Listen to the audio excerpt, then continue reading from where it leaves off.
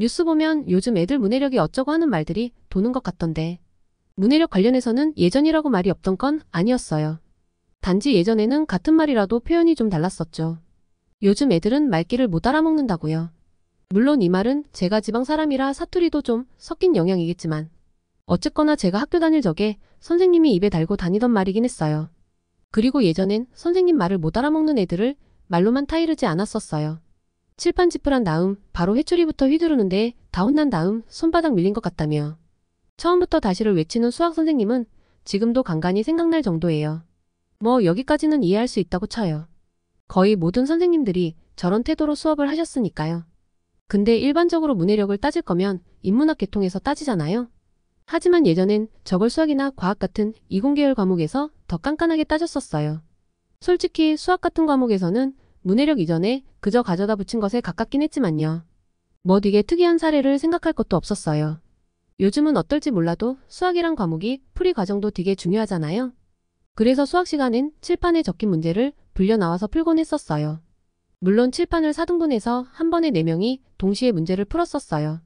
그러면 나오는 애들마다 풀이 속도가 다를 것 같잖아요. 엄밀히 말하면 딱 두 부류로만 나누어졌어요.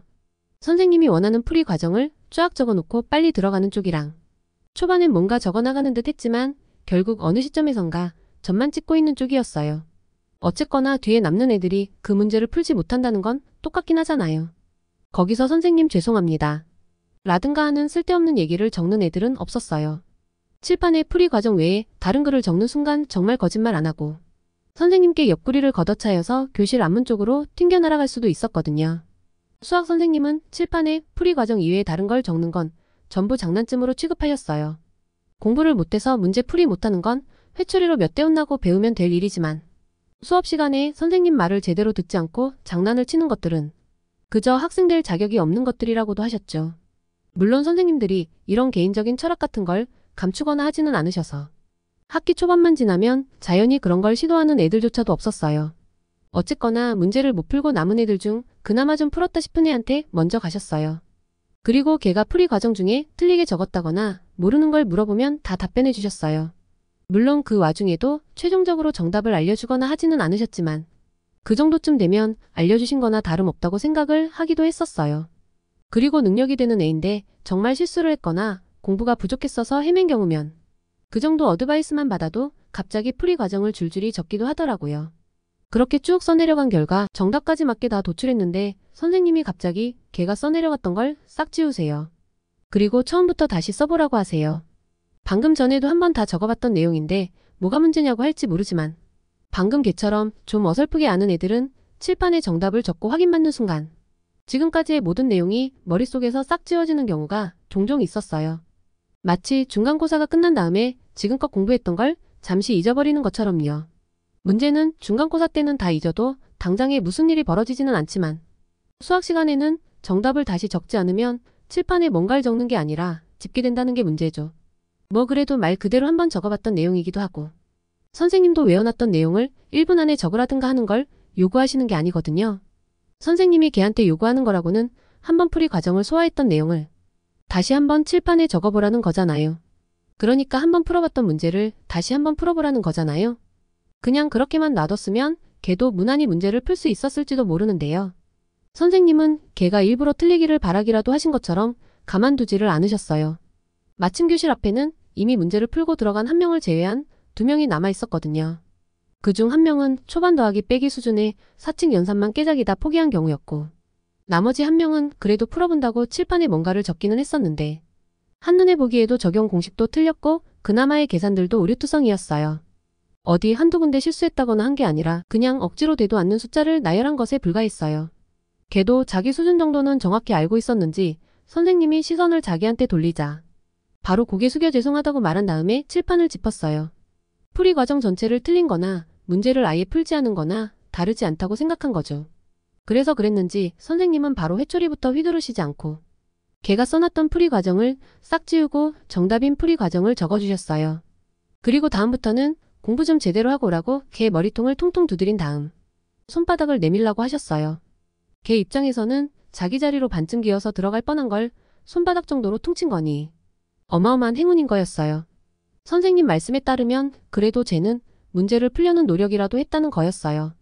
풀이 과정이 좀 심각하게 잘못되기는 했지만 그래도 마지막까지 풀려는 노력은 했다는 거죠. 뭐 어쨌건 결국 문제는 틀리지 않았느냐 할 수도 있겠지만 당시에는 선생님 하는 말이 다 맞는 것 같았어요. 대신에 제일 오른쪽에서 칠판에 점만 찍고 있던 애는 달랐어요. 걔는 칠판에 수학 공식이라도 적어가며 시간 끌 능력조차 없었나 보더라고요.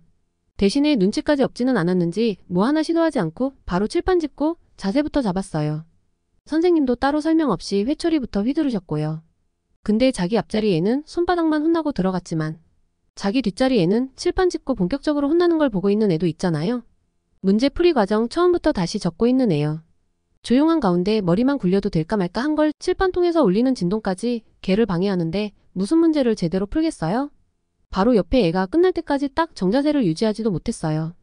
그나마 칠판 짚고 서 있으면 취할 수 있는 장점이 칠판에 은근슬쩍 기댈 수 있다는 건데요. 이게 단순히 미련하게 두 팔로만 버티는 것보단 훨씬 나은 기분이 들었어요. 물론 그런다고 선생님이 봐주거나 하는 건 없어서 아픔은 똑같겠지만 그래도 사람 기분이라는 게 있잖아요. 어쨌거나 바로 옆에서 꿈틀거리는 진동이 칠판을 통해서 다 전해지는 환경에서 제대로 문제풀이에 집중하기란 쉬운 일이 아니었어요. 그리고 선생님 허락하에 끝까지 문제 풀고 있던 걔도 막 그렇게 역경을 이겨내면서 문제를 풀어낼 만한 역량을 지니지도 못했고요. 그리고 그 뒷감당할 시간은 생각보다 빠르게 찾아왔어요. 혼나고 있던 애 회초리질만 끝나면 바로였으니까요. 그쯤 되면 선생님도 더 이상 걔를 봐주거나 하지 않으세요. 분명히 조금 전까지만 해도 친절하게 질문에 답변해 주시면서 문제풀이를 도와주셨지만 이제는 말끝마다 비꼼 가득한 어투로 일관하셨어요. 그래도 아직 포기 안 하고 칠판에 뭔가를 적고 있는 애를 상대로 칠판 지우개를 들고선 정중앙을 확 그어버리셨어요. 이거 누가 봐도 더 이상 문제 풀지 말라는 거잖아요. 이쯤 되면 아까 칠판에 점만 찍고 있던 애는 이미 자리로 들어가서 없었어요. 중간에 선생님이 잡지 않으셨으니 허락하신 거나 다름없었죠. 그리고 걔가 눈치껏 들어간 사이 그래도 문제 한번 풀어보겠다고 남은 애는 선생님 손에 머리를 잡혀 칠판에 박혀 있었어요. 그러면서 선생님 하시는 말씀이 꼭 너같이 어정쩡한 것들이 문제라고. 누구처럼 문제풀이 제대로 할 자신이 없으면 혼나고 나서 제대로 공부할 생각을 하던가. 아니면 정말 목숨을 걸고서라도 제대로 문제풀이에 매달려보던가 해야 하는데 꼭 능력도 없는 것들이 애매한 의지만 남으면 이 꼴이 되는 거라고. 너같이 알아서 선생님 말귀 못 알아먹는 것들은 말로 알려줄 필요가 없댔어요. 그러면서 니들도 몸으로 배우는 게 더 편하지? 이러시는데 가만히 자리에 앉아있는 제가 다 소름 끼칠 정도였어요. 그리고 걔가 혼나는 과정은 더 처절했었는데요. 선생님은 한 손으론 걔 머리를 계속 누르고 있으시면서도 남은 한 손으로 회초리 휘두르는 건 전혀 지장이 없으신 것 같았어요. 분명히 회초리 움직이는 거리는 평소보다 짧다고 생각했는데 선생님께 머리 잡혀서 혼나는 애는 꼼짝도 못하면서도 연신 팔을 위아래로 흔들어댔어요. 그래봐야 선생님께 반항할 생각은 1도 없었는지 팔을 회초리 앞에 가져다 댄다거나 하지는 않았고요. 혹여 그런데 봐야 팔에 상처만 추가될 뿐이었겠지만요. 또 그렇게 마지막까지 남아서 혼나는 경우엔 5대, 10대 이런 식으로 딱 끊어지지도 않았어요. 그저 선생님이 회초리질 그만두고 싶을 시점이 되어서야 겨우 멈췄죠. 그리고 그게 끝도 아니었어요. 선생님은 이렇게 말귀 못 알아먹는 것들은 수업 들을 자격도 없다시면서 자리로 돌아가지 말고 벌을 세우셨어요. 대부분의 경우 엎드려 뻗치는 거였는데요. 이 경우엔 아직 선생님 화가 제대로 풀리지 않았다는 말이나 다름없었어요. 수업 시간 내내 엎드려 뻗쳐 정자세를 유지한다는 게 불가능하다는 건 선생님이 제일 잘 알고 계실 거거든요. 이 말은 결국 수업 시간 내내 꼬투리만 잡히면 계속 혼을 내겠다는 말인 거예요. 실제로도 그렇게 진행하셨고요. 들어보셔서 아시겠지만 이런 식으로 혼나는 애들은 막 전교권까지는 아니지만 그렇다고 마냥 공부를 포기해서 맷집이 엄청난 애들인 경우는 아니었어요. 무슨 이유인지는 몰라도 그저 수학 선생님께 밉보인 경우인 거예요. 그런 걸 선생님이 딱히 숨기지도 않으셨어요. 선생님은 문제 못 풀거나 교과서 안 챙긴 애 등등 하여간 잘못한 애들을 그냥 넘기지 않으시지만 어쨌거나 그런 식으로 불려나오는 애들 중에 특정 애가 항상 딸려 나온다면 어른들의 복잡한 사정을 일일이 알 수 없지만 당분간 쟤랑은 친하게 놀지 말아야지 하는 건 알 수 있었어요. 선생님께 잘못 찍힌 경우엔 갑자기 성적이 급상승해서 전교 1등이라도 하지 않는 한 해결되지 않는 경우가 대부분이니까요. 그나마 얘 같은 경우엔 담임 선생님께 찍힌 것도 아니었고 애가 노력만 한다면 수학 시간은 어떻게든 버텨낼 수준은 되는 애였어요.